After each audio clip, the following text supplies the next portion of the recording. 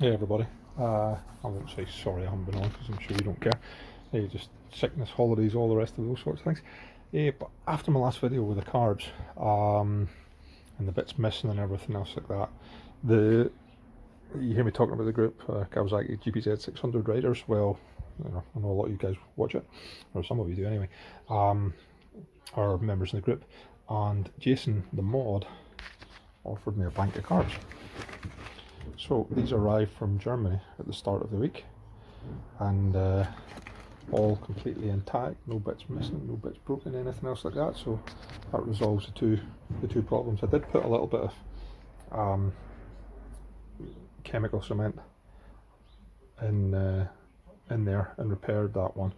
But yeah, I've got a full bank of carbs, so I just need to rework it. And also like to highlight this that Jason sent, a new rear shock, and as they don't have salt on the roads in Germany, then they don't have the same problem with corrosion that we do in the UK. So I've got a really healthy, quite nice looking shock, which will go back into the bike and be a million times better than the one that's on it that you've already seen. So now I'm going to rebuild these carbs. What I'll do, I've just done the first one. The old carbs, I'll strip them down one by one. So I'll take all the tops off, rebuild all the tops. I have to take the vacuum nozzles off, nipples off. You take these off. You'll remember before that the choke on the other carbs was just completely stuck. And if we look at they're completely stuck. If we look at these, actually snap back into place.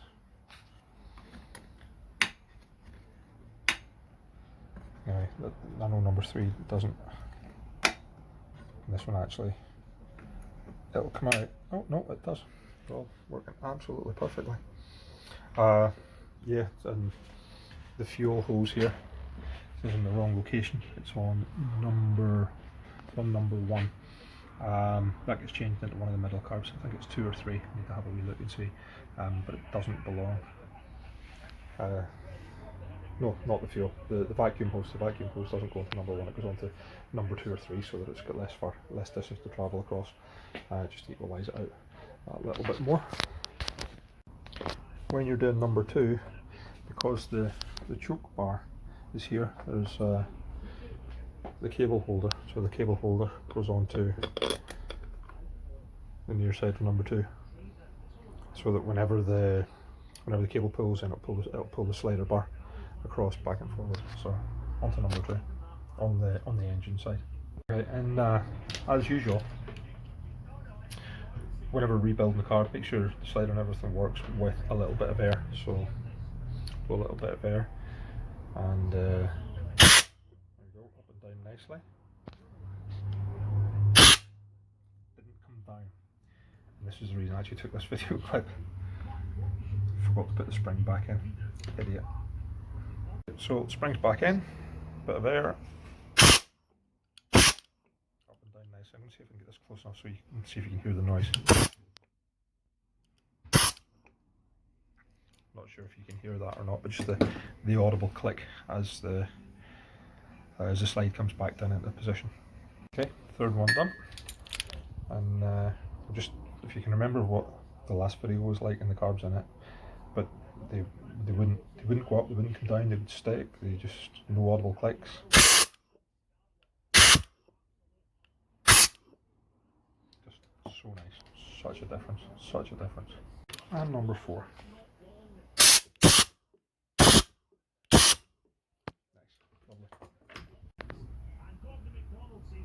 Okay,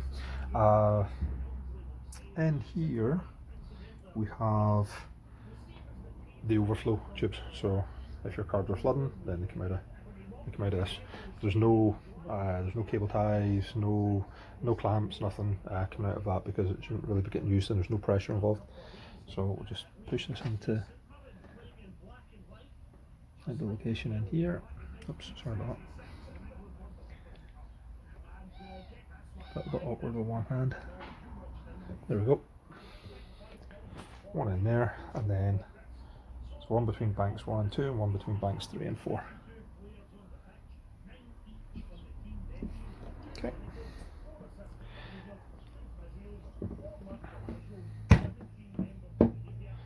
and then we will put the choke bar on. And if we will notice here, we have 4 screws. 1, 2, 3, and a hole. There is no screw goes in the hole, and again thank you to Jason, the admin, for this. There is no screw goes into this one because you have the spring there, and then it would file with the spring. So whenever you're putting on your choke bar, you only actually have 3 screws. I've got all the vacuum lugs off, and we can see the spring here will just actually pull over the top of that little bronze vacuum lug that's there. So you can just take that off with your finger, and yeah, I guess it'll come off there. I'll take it off in a minute and give it a clean. This should now theoretically, yep, pull forward like that and slide up. Lovely. So just actually give it a clean now. So I'm going to clean this with what I've got at the hand, which is brake cleaner, and that should remove all the dust and grime. Then I've got the toothbrush there as well. I'll give that a clean. Okay, I've just taken the grease off this and had a look at it. Now the back, which is obviously the part that's going to be sliding against anything, it's got some corrosion on it. And if we look down its length, it's like a dog's back leg. Just everything's bent and twisted. So this is going to require a wee bit of fettling before I'm going to put it back on. It's just wouldn't put that back on at all. Just grab the first thing I have to my hand, wee wire brush, and just started to touch it there. It's lifted some of the corrosion off. You can see it's a little bit shiny, so I'll just continue with that, and yeah, that'll do for a start, and I'll see if it's straight again. So been fettling, pretty much that's my tools there, and you can see there, nice and clean, no grease or debris or anything left on it. And if we look down the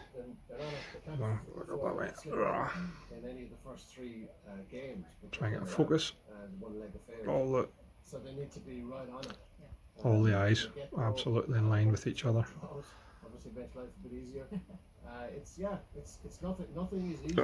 Sorry about this.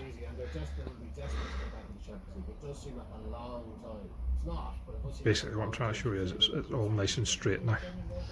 So yeah, huge difference. Get that in place. I put a little silicone spray in the back of it. If I put grease on it, then it's going to gather up the dirt and debris over time. So I would rather not do that. So I put a little bit of silicone spray on it. Okay, so all rebuilt. Little nylon washers with some silicone spray on them, and then clean these screws up a little bit, get them in place, and that'll be the choke bar done. Okay, yeah, I just built the carbs, and I spotted there's a slight anomaly. If we look at these carbs, we can see there's the nipple is poking out of here,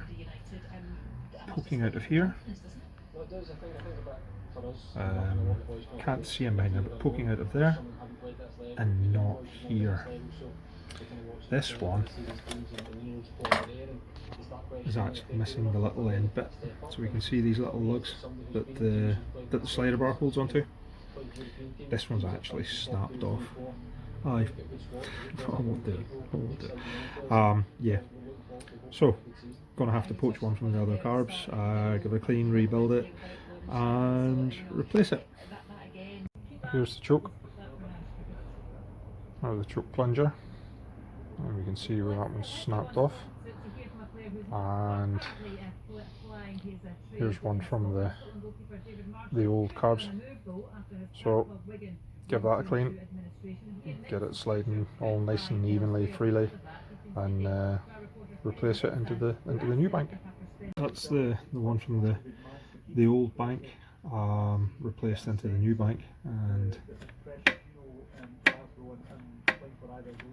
slipping nice and moving nice and straight and freely in its cylinder.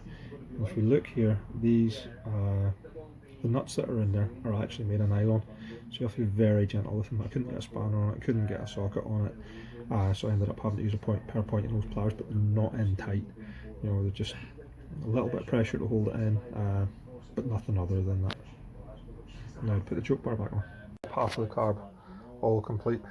See if I can. Choke's working well. Opening on all 4 cylinders. 1, 2, 3, 4. So now I need to get the air jets in, the main jets, pilot jets, float bowls on. Yeah, and I think that's pretty much. Yeah, that'll almost be them done. Okay, before you take the float bowls off, make sure you've got something to catch any fuel that may be inside the tray. So just set them upside down, do whatever, empty as much as you can out, and then whenever you take the bowls off, then obviously the rest of the fuel will come out. But do it inside a tray or something that's going to catch the fuel, so you're reducing your fire risk, to say the least. Okay, float bowl off, and then just same as we did in the last video, just take everything out and replace it into the new bodies. And off we go.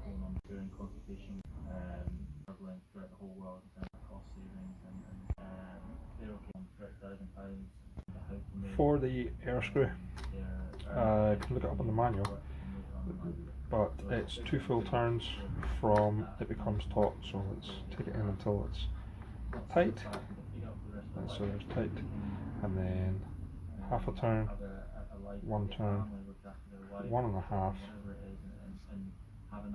2. Whenever you're putting the air jets in, then ensure you put the little spring in. Just realised that I missed one. It didn't go in, so that obviously goes in before the air jet goes in. Okay, and then your 4 half turns, 2 turns out from top. Look at this in terms of balancing carbs. See if I can. Right, if we look here, we've got the little tiny hole down at the centre of the screen, and that's whenever your bike's on idle, or your engine's on idle if it's not a bike you're looking at. But that's the amount of air that comes through, and you can see it's directly above the pilot jet now, or above the main jet actually. You can see how much light there is coming through there. Very little. If we go to the next carb, there's actually less. So these 2 carbs aren't really in balance with each other. If we go to this one, look at how much air, well, how much light comes in. Every single bit of light, those should be snapped shut. They're not as sharp as razor blades, but they are sharp, and the flaps I'm talking about, sorry. And then the flaps, whenever the flap's fully closed, then no air comes through here, and the only air that actually passes is the air on that little hole. That hole is all that's required for your bike whenever it's at tick over, and then there should be no other light in the Venturi, which then dictates how rich or lean your cylinder is. If we look at this one, where is it? I think there's still actually a fair bit. No, I don't actually see any light coming in there at all. Yeah, so this one's completely closed. This one, loads of light, loads of air. A wee tiny bit of air. And yeah, again, we can see light coming through there. Yeah, you can see up at the top and everything there. So those carbs are far out of balance. I actually did the same thing. Unfortunately I can't see now because I've put the slides in. I've put the slides in, so I can't see, or I can't show you that these carbs are pretty much all identical in terms of the amount of light that actually comes through, and they all open at exactly the same time, which means that the carbs are actually pretty well balanced. And there are, I got told about a way to actually check them. 4 ball bearings, put the 4 ball bearings in, and then see if they all drop at exactly the same time, or if they drop at different times. If they drop at different times, then adjust them until you get them so they all drop exactly identically. Yeah. Okay, right, excuse my knees. I haven't put the float bowls on the carbs yet because I'm going to check the float height. Now, this, I have the Climber manual and I have access to the Haynes manual. The Climber manual says you need the special tool in order to check the fuel height, the fuel float height. The Haynes manual actually gives you a method of checking the height before you reassemble the carburetors. Now if we look at the, if I can just, hold on, whenever the floats are hanging, whenever the carbs are the correct way up, then whenever the carbs are the right way up, the floats hang down. Whenever they come back into place on a just basis without any pressure or anything, so we set them like this, and then we just tilt them back ever so slightly, so they're not actually compressing on the needles or anything. And then if you get a vernier,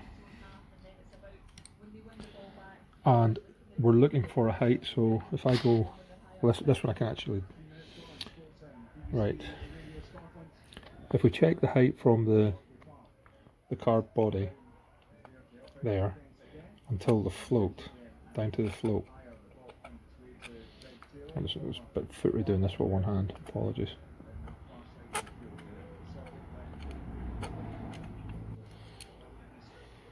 Sorry about this, yeah.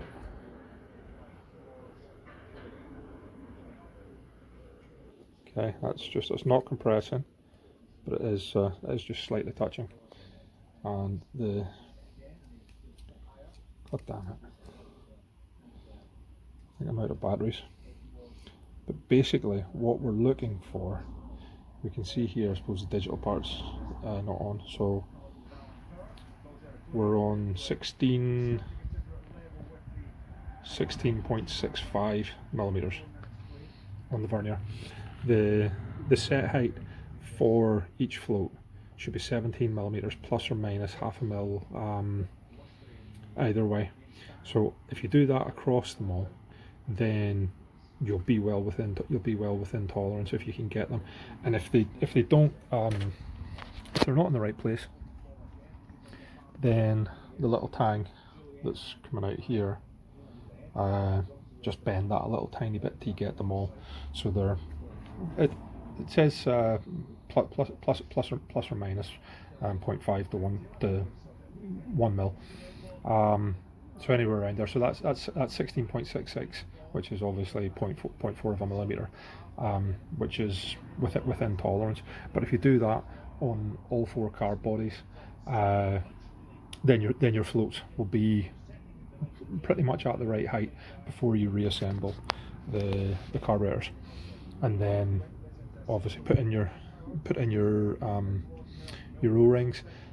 If your O-rings are still intact and in place, then you can reuse them. If the carb was leaking, if they're squashed, or as what happened to one of my bodies, if it stretches and it won't fit in correctly, then you have to replace it, and they're easily accessible from eBay. Okay. Just on in terms of the float seals, here's one, and that is stretched larger. And if we look up here, we can see, come on, yeah, it's squashed. It's never going to seal anything. This one, exactly the same. You can actually see it's ripped there in two. This one, still sitting well within where it should be, still sitting within the track, or the groove. That one's fine. That one doesn't need replaced. But the other two, so out of the 4, I've got 2 that I can reuse and 2 that are going to the bin. Here's the replacements I got. Picked them up off eBay, Tourmax ones. What are they? I think they're about £4, £4.60 or something like that each, which is an awful lot given what it is. But yeah, you need them. You know, that's the end of the story. Okay, that's them all completely back together. And it was just to say, looking at the carbs, it's on number 2. We have the bracket for the idle adjuster. So there's the bracket goes on to number 2, and then also there's the little spring one here to hold it, and it goes into the first screw in number 1. That's them all rebuilt again, up around the choke and everything, just looking lovely. There's the final touch, new set of carb rubbers. And it appears these are they're sided. On the other side it says carb, and they're stepped as well. They're not an even thing. So I'm going to guess at the minute, and I'll correct myself if I'm wrong, but I put the knobbly bits at the top, and they're centered. You can see the seam to the carb, and no doubt somebody will help me and tell me if I've got them upside down. Don't think that will be though. Would make sense if the writing goes to the top and where it says carb goes to the back. I would have thought they were similar either way, but seems not. I'm just going to refit these carbs just for now anyway, because I like to see her running if I can, and see if I can get her running now. The carb's actually rebuilt, and I don't do much without dot of copper greys. So dot of copper greys, and I'll just put them around the inlets here. Ease of fitting and ease of removal at a later stage, because they will be coming off.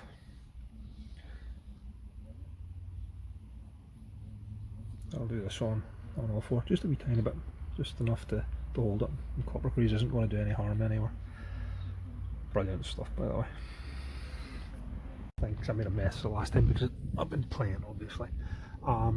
The bleed screws at the bottom of the bolts, these ones, make sure they're all tight. I didn't, so wired her up, hooked her up, and all the petrol's pissing around all over the top of the engine. What an idiot. Okay, moment of truth.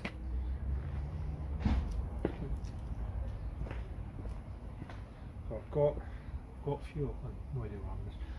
Got fuel coming in, got the vacuum in here.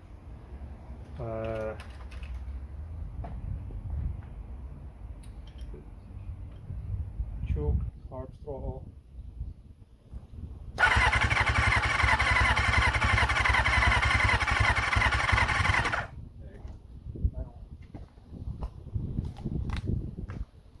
Bit of easy start.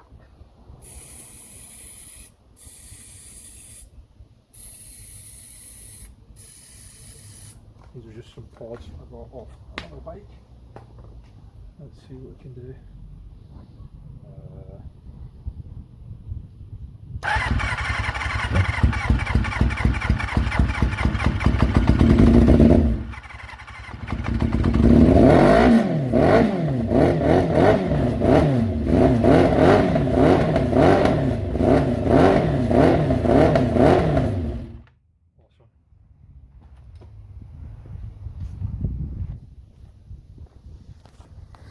Awesome.